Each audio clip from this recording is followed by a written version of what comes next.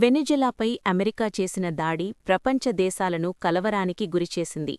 Venezuela మాదకద్రవ్యాలకు స్థావరంగా మారి అమెరికాకు పెద్ద ఎత్తున డ్రగ్స్ను ఎగుమతి చేస్తోందని, అందుకే దాడులు చేశామని ట్రంప్ చెబుతున్నారు.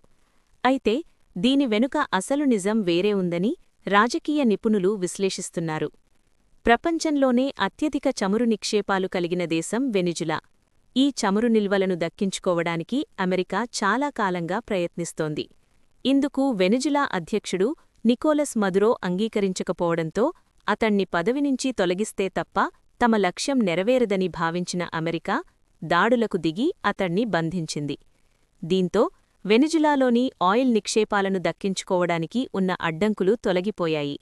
మదురో స్థానంలో తమకు అనుకూలంగా ఉండే కీలుబొమ్మ ప్రభుత్వాన్ని ఏర్పాటుచేసి అమెరికా తన ప్రయోజనాలను నెరవేర్చుకోనుంది.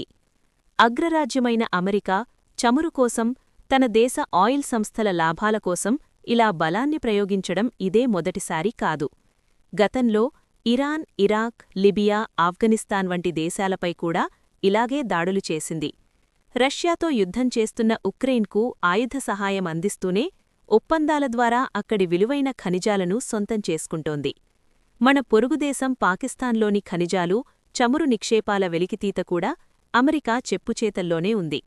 డెన్మార్క్ ఆధీనంలోని గ్రీన్లాండును సైతం దక్కించుకోవడానికి ట్రంప్ పావులు కదుపుతున్నారు. చివరికి పొరుగుదేశమైన కెనడాను అమెరికాలో 51వ రాష్ట్రంగా చేరాలని ప్రతిపాదించడం గమనార్హం. అమెరికా విస్తరణవాదాన్ని చూస్తుంటే ప్రపంచవ్యాప్తంగా ఉన్న వనరులపై తమకే ఆధిపత్యముండాలని ఆ దేశం భావిస్తున్నట్లు కనిపిస్తోంది.